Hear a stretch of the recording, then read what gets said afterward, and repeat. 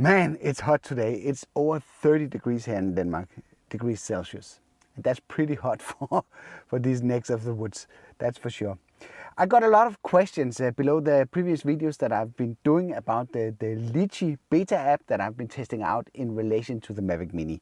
So I thought I would just here on my way home from work do a short video showing you a run through of the app, what's actually possible. Not all of the functions are working as it is right now, as it is a beta version, but this is what you can expect will be included in the app in the final version. Welcome to another video. I'm Henrik Olsen. If you enjoy my content, then consider giving it a like. If you don't like it, then feel free to press the dislike button twice. While you're down there, consider subscribing to my weekly tips, tests and tutorials. So this is the main screen in the Litchi app, and it's organized in a very neat way. So it's if you have tried, of course you have tried the DJI Fly app, this is not that unfamiliar an experience. In the upper left corner you have the flight modes that you can choose from. Next to the flight modes you have the number of satellites you have been connected to. Then you have the power level of the transmitter.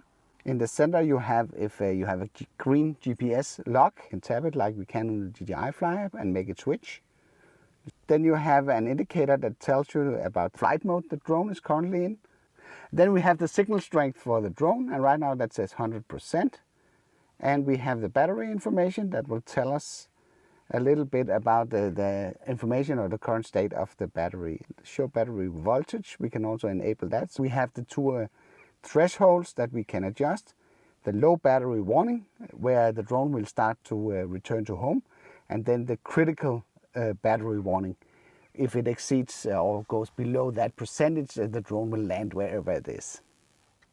In the upper right side you have a gear wheel, and that will open up a ton of different settings that will allow you to set different stuff for the drone.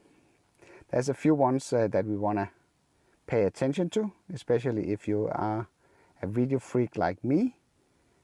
So the unit system that can be changed. I know a lot of you are from US, so you can basically change that to Imperial if you prefer that. You can change the map, how that behaves. And the one that I am looking for is signal lost behavior for manual flying. It's always a good thing to set that return to home. Gimbal mode, your follow, that's also nice. Auto record, cache video, overexposure warning. Yes, we want overexposure warning so we can see if the image is being overexposed. And also we want a grid that will allow us to sort of frame the composition of our video. So there's a lot of stuff that can be set in there. If we move around the interface, then you would see that there are some icons here. There's a share icon where you can basically go live. You can do some Facebook Live, Litchi View, I don't know what that is, but you can go Facebook Live with this app. You can put it in VR mode, so you can basically use the app directly out of the box together with some of these VR glasses where you just slide in your phone from the side. And if we tap that, you will see that it automatically switches into the view that you need to be able to do that. So, and we can do a lot of stuff here. You can get some information displayed directly on the screen that will help you not to take off the goggles while you're flying, and give you the basic information that you need. So let's exit this mode. Then there's this ordinary switch that will allow you to switch between photo and video. And below that you have the record button. So if you press that, it starts to record. If you tap it again, it will stop recording, as you would expect. So Litchi would like to have access to your photos. That's okay, because I don't know. It hasn't had that before, so of course I would allow it to do that. Next to the record button and the switch button here, you can see there's like some sort of a meter that tells you a little bit about the angle or the position of the gimbal. And you basically can just touch the screen like this and make the gimbal go up and down. Let's just start video here. So you can just see if I do this, I can do up and down, up and down. And because this is the Mini, I won't expect it to be able to go sideways. No, it cannot go sideways. The original DJI Fly app will not allow that either. But you can touch on the screen to adjust the gimbal.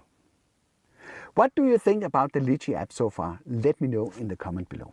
Below the record button, there's a setting that you would really like, and that is all the camera settings. And in here, there's a ton of stuff that can be set. And let's just start from the beginning. Here you have the camera settings, and it's very nice to see from right out of the bat you have both manual and auto settings. The first one is the ISO, which is the digital gain of the sensor. The second one is the shutter speed, is how fast the camera opens and closes. Third one, that is the aperture, which indicates the hole in the lens of how much light is being let through. Finally, there's the exposure compensation value. All four parameters are not used at the same time. The ISO, the shutter, and the aperture is used only when you're shooting in manual mode. The exposure compensation value, that one is accessible when you're shooting in auto. If all of that sounds confusing, I've made a general video about all the camera settings and how each of these parameters work. If you missed that video, you can access that one through this card. So nothing to complain about in terms of camera settings availability. Then there is the option to set the histogram. And we know that the histogram is a very useful tool to determine if your footage is overexposed. That's covered in that video as well. Then we have a separate menu point for the photo settings. Let's just try and go in here. There's different capture modes. It can do single shots or it can do intervals, exactly like you can do in the DJI Fly app. The image size, there is a way of switching between the 4:3 format and the 16:9. I will always recommend to shoot in 4:3 because then you can crop in the picture to 16:9 if you want to do that. The 16:9 is basically a cropped version of the 4:3. So let's keep it in that and jump back to the main menu here. The next point, that is the video settings. And with the video settings, you can select between the different shooting modes. And all of these shooting modes are exactly the same as the ones that you are used to from the DJI Fly app. So there's no hidden trick to enable 4K capabilities of the Mavic Mini, despite we know the 1 or 2/3 sensor is capable of doing 4K. That has not been exposed by DJI, so I guess Litchi can only make the modes available that is allowed by DJI through the SDK.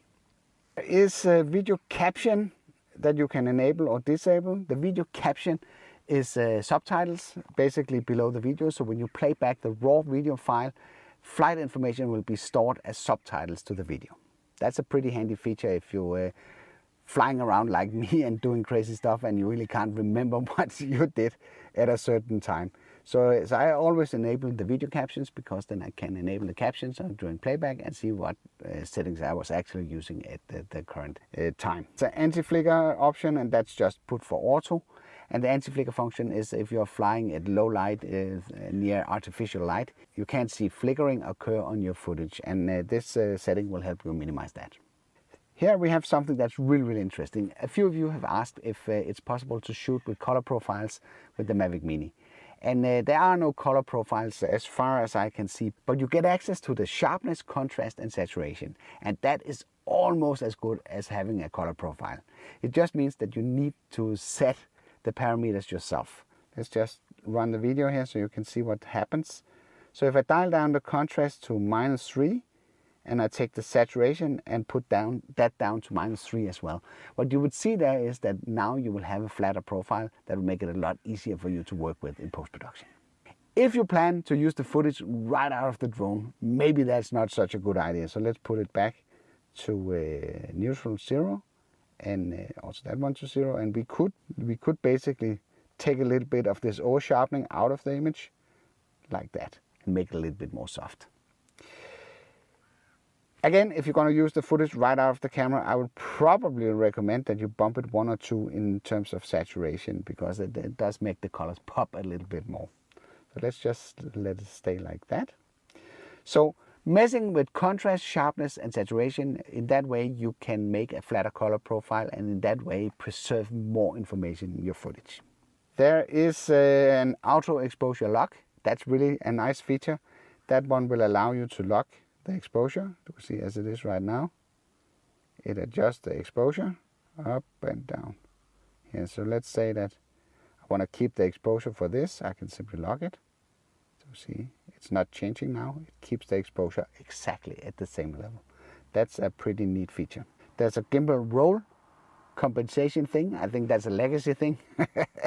Back from the old Mavic Pro days, where you had to do some tweaking to the gimbal at least once in a while because it was not completely level. I have the option to format the SD card. That's a pretty neat option to be able to do that. And finally, I have the way of resetting all the camera settings back to default if I want to do that. I forgot a single parameter. Let's just scroll up here, and that is the white balance. The white balance sets the temperature and the tone of your footage. And right now that is set to auto. You want to switch into a pre-selected mode that matches the weather that you're flying, because the auto sort of determines the color temperature from the image that it's recording, and if the light conditions are changing during flight, so with the white balance. So in this case it's sunny, so we just switch it into sunny and leave it like that. In that way, the white balance or the temperature of your footage will stay the same throughout your footage. So those are the camera settings. There are really no surprises in there other than, of course, the access to the sharpness, contrast and saturation that will allow you to custom make your own color profile. There are people sneaking in over there. The sneaky ones. All right, below the camera settings there's a map, and if I tap that one, it will switch to the map view. Normally this will be populated with a map that will show you the home position of the drone as well as where the drone is currently located in relation to the home point. I don't know why this is not populated right now, but I guess this is because it's the beta version of the iOS. And you can very easily switch between these two views by just tapping here in the corner. You can also take the map completely away. If you tap in the corner, then it will just be a small plus down here. But if I press the small plus, I can reverse the process and get it in here. Down here in the bottom, you have the information about the altitude. You have the distance from the home point, as well as your speed. Here in the center of the screen, you have a nice overview of the current camera settings that you're using. Over here in the left side of the screen, in the center, you have the takeoff button, but the drone is right now in the trunk of my car, so I won't take off right now. With that function, you can make the drone take off to 1.2 meters, similar to what we know from the DJI Fly app. The icons over here, they will change when you change the flight modes in the upper left corner. Let's just talk a little bit about those. The first option is FPV. FPV is first person view, so I guess this one was designed to work together with the VR support. I normally use the FPV mode as my starting mode to get the drone airborne. Some of the functions can't be initiated until the drone is airborne, and this is an easy way to get it airborne by just switching it into FPV mode. The second option, that is waypoint missions. And with waypoint missions, you can do a lot of stuff here. You can put in waypoints, and you can design missions where you fly autonomous flights to different waypoints. You can start and stop the camera. You can save these missions and reload them and reuse them again. So there's a lot of flexibility in this. And it will take maybe a separate video to show you how that actually works. The good part is that you have a ton of options that you can set up either for the general mission or for each waypoint, where you can program the drone to do different stuff. So there's a lot of things in the pipeline here that will make the Mavic Mini a really fun toy to play around with. But as it is right now, you can set up the mission, but you can't execute it. I have in the past made a video where I showed this, I think, in relation to the Mavic Air. And in case you want to study how these missions are being set up and executed, you can access this video through this card. It will be exactly the same on the Mavic Mini. The next option is Orbit, and the Orbit is basically autonomous point of interest function, and it works by you just tapping on the screen, setting a center point, and then you have a radius around it where the drone will fly. And if you just tap the point of interest in the center, you will get access to different options that will allow you to customize the behavior. So as you can see, there's a lot of options to make the drone do different stuff. That one, equal to waypoints, is not working at the current state of the app. The next option is Pano mode, where you can do all sorts of exciting stuff like shooting panorama pictures or doing even 360 photos. I'll cover that functionality in a separate video that will show this function in detail. In case you missed that one, you can access that through this card. So the next one is focus mode. The way that I figured this mode is working is that you simply put down a point of interest, and then you can basically freestyle around that point and have the drone automatically focus on that point. If you tap it, you can see here that you have also a ton of options that will determine how the drone should behave when you're flying around this point of interest. So comparing this to the orbit mode, this offers a lot more freedom. Finally, there's the tracking mode. That one I have also covered in a completely separate video, and I will probably also do a follow-up video on that. If you want to see the original one that I made on the tracking capabilities with the Mavic Mini, you can access this video through this card.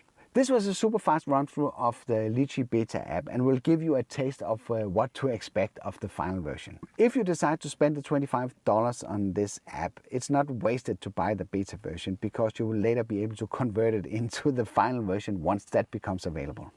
By the way, did you see the video that I made about the term VLOS? You probably heard that mentioned many times when you have been out flying missions. And that's basically how far you are allowed to fly your drone. Many get that completely wrong. I made a separate video about this, explaining what that means to you. In case you missed that video, you can access this through this card.